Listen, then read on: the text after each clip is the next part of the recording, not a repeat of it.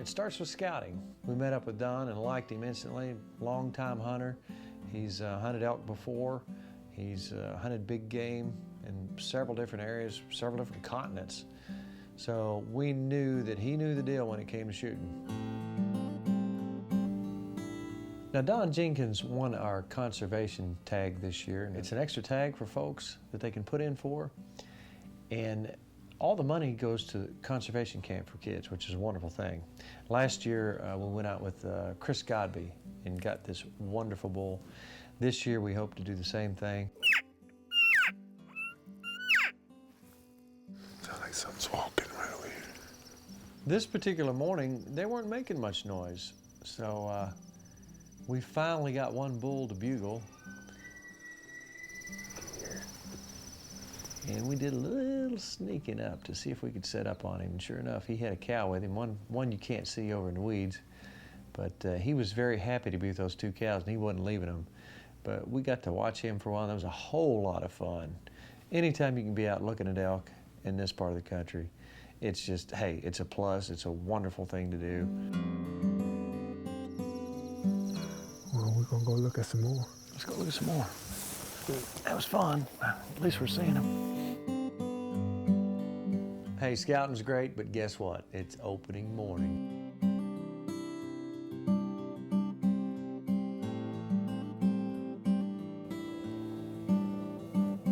Now, we got out, and on the way up the mountain, we saw, you're not going to see this because it's still dark, we saw a nice bull go up the side of the mountain. Well, it's kind of like turkey hunting. You got to see them or hear them to know where they are. So that's a clue that there's an elk in the area. But I would have thought we would hear more bugling from different bulls around. They're all awful quiet. It may be just a little early yet. Let's get up on this edge and don't get down, sunker down up here. I'm gonna make a call, see what happens.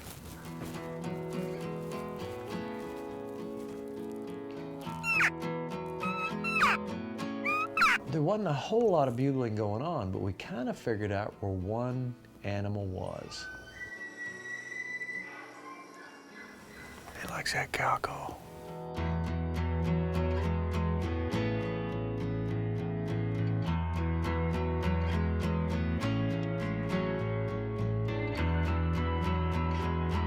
Got up on this ridge, looked around.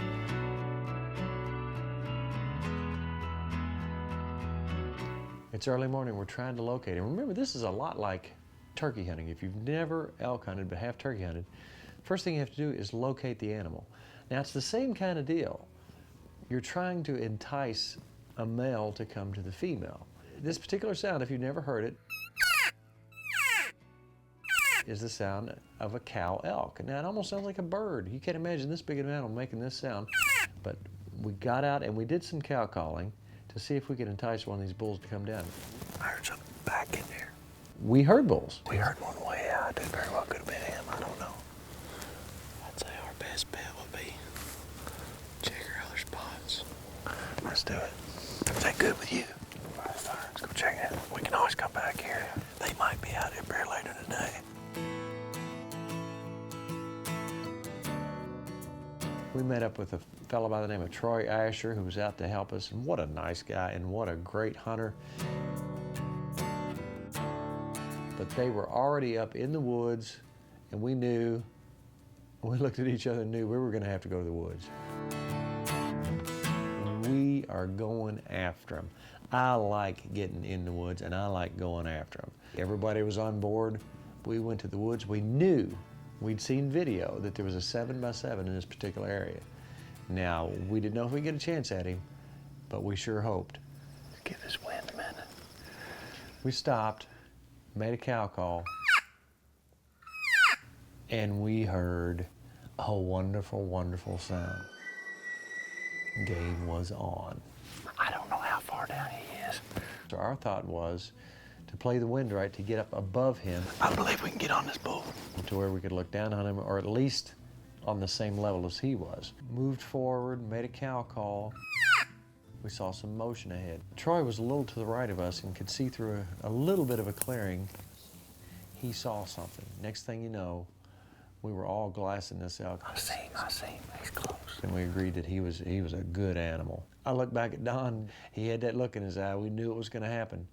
So Don, again, a hunter, and we know his gun's on. We know if he shoots, it's gonna be a good shot. Everybody got behind Don. As soon as he had a clear shot, guess what? Hit him again. Hit him again. Hit him again. He's going down. One more time. Go ahead. Hit him again.